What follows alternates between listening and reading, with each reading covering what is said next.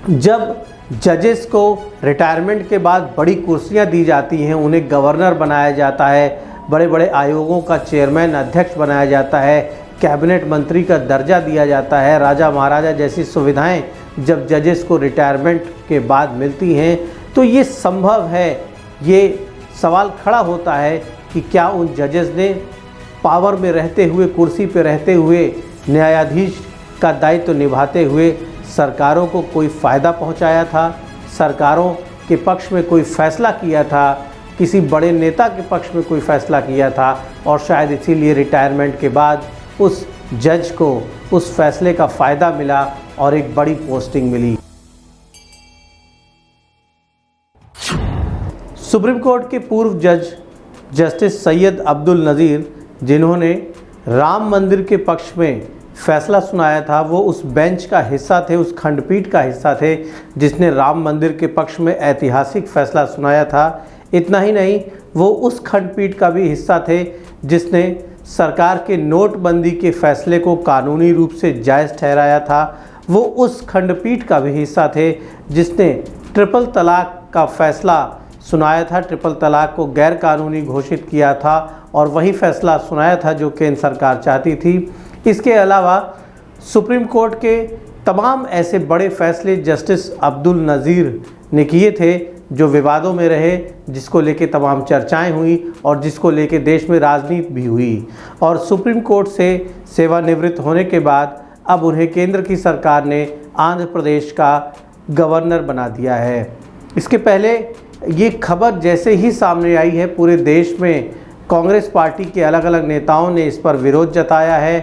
कई स्वतंत्र पत्रकारों ने भी इस पर विरोध जताया है। यहाँ पर ये जानना ज़रूरी भी है कि एक बार बीजेपी के सीनियर लीडर स्वर्गीय अरुण जेटली ने, जो कि सीनियर एडवोकेट भी थे, उन्होंने ये बात कही थी कि जजेस के रिटायरमेंट के बाद उन्हें जो पोस्टिंग्स दी जाती है, जजेस के रिटायरमेंट के बाद उन्हें जो बड़े पद दिए जाते हैं, उसकी वजह से जज रहते हुए, सेवा में रहते हुए उनके तमाम बड़े फैसले प्रभावित होते हैं, क्योंकि वो किसी राजनीतिक विचारधारा, किसी राजनीतिक दल के इतना निकट हो जाते हैं। और एक इशारा भी उनकी बातों में छिपा हुआ था कि हाई कोर्ट और सुप्रीम कोर्ट जैसी बड़ी न्यायिक संस्थाओं के जज यदि रिटायरमेंट के बाद बड़ी कुर्सियों पर जाते हैं तो देश की न्यायपालिका की स्वतंत्रता, पवित्रता और निष्पक्षता सवालों के घेरे में आ जाती है। अरुण जेटली अब हमारे बीच में नहीं हैं, लेकिन उनके ही बयान को आधार बनाकर कांग्रेस के कई बड़े नेताओं ने केंद्र की नरेंद्र मोदी सरकार को इस मुद्दे पर घेरा है और सरकार से बड़ा प्रश्न किया है। और ये प्रश्न कहीं ना कहीं आप देखें, अगर कानूनी रूप से तो सरकार को अधिकार है और कानूनी रूप से सुप्रीम कोर्ट को भी अधिकार है, सुप्रीम कोर्ट के जजेस को भी अधिकार है, हाई कोर्ट के जजेस को अधिकार है कि वो हाई कोर्ट और सुप्रीम कोर्ट से रिटायर होने के बाद किसी और पद पर जा सकते हैं। लेकिन नैतिक रूप से यदि आप देखें तो सुप्रीम कोर्ट और हाई कोर्ट जो है वो हमारे देश में उन लोगों के लिए आशा की अंतिम उम्मीद है जो इंसाफ का संघर्ष कर रहे हैं। वो लोग जो न्यायपालिका से निष्पक्ष फैसलों की उम्मीद करते हैं, वो ये चाहते हैं कि सुप्रीम कोर्ट और हाई कोर्ट के जो जजेस हैं वो किसी भी राजनीतिक विचारधारा के निकट न हो, किसी राजनीतिक दल के निकट न हो और किसी सरकार से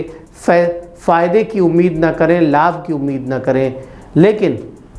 जब जजेस को रिटायरमेंट के बाद बड़ी कुर्सियां दी जाती हैं, उन्हें गवर्नर बनाया जाता है, बड़े बड़े आयोगों का चेयरमैन अध्यक्ष बनाया जाता है, कैबिनेट मंत्री का दर्जा दिया जाता है, राजा महाराजा जैसी सुविधाएं जब जजेस को रिटायरमेंट के बाद मिलती हैं, तो ये संभव है। ये सवाल खड़ा होता है कि क्या उन जजेस ने पावर में रहते हुए, कुर्सी पे रहते हुए, न्यायाधीश का दायित्व निभाते हुए सरकारों को कोई फ़ायदा पहुंचाया था, सरकारों के पक्ष में कोई फ़ैसला किया था, किसी बड़े नेता के पक्ष में कोई फ़ैसला किया था, और शायद इसीलिए रिटायरमेंट के बाद उस जज को उस फैसले का फ़ायदा मिला और एक बड़ी पोस्टिंग मिली। जस्टिस अब्दुल नज़ीर के बारे में ये बातें सीधे तौर पर नहीं कही जा सकती क्योंकि ऐसा कोई प्रमाण नहीं है, लेकिन एक सवाल बनता है कि जिस जज ने राम मंदिर के ऐतिहासिक मुकदमे में वो फैसला सुनाया जो फैसला शायद सरकार के लिए भी उचित था। देश की रूलिंग पार्टी जिस फैसले से खुश हुई और देश में एक विचारधारा को मानने वाले बहुत से लोग जिस फैसले से खुश हुए, उस फैसले को सुनाने वाले जज को रिटायरमेंट के बाद गवर्नर की कुर्सी दे देना कहाँ तक जायज़ है। इतना ही नहीं, नोटबंदी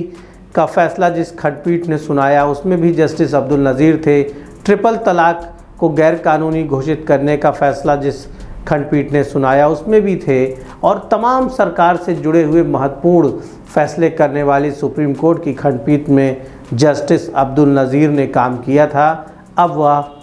गवर्नर हो गए हैं आंध्र प्रदेश के, और गवर्नर का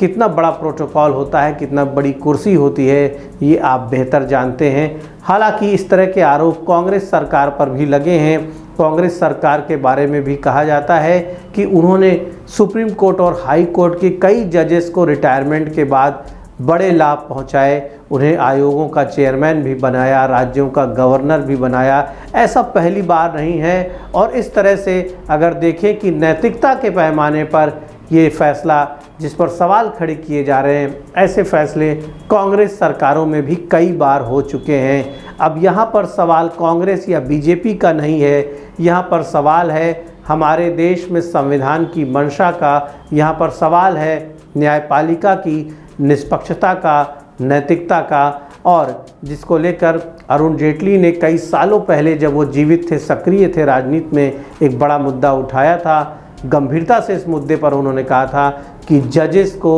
रिटायरमेंट के बाद बड़ी कुर्सियां देने की जो परंपरा है, बड़े पद देने का जो चलन है, सरकारों के द्वारा जजेस को जिस तरह से बड़े लाभ पहुंचाए जाते हैं, ये सिलसिला रुकना चाहिए। यदि ये सिलसिला नहीं रुका तो ये न्यायपालिका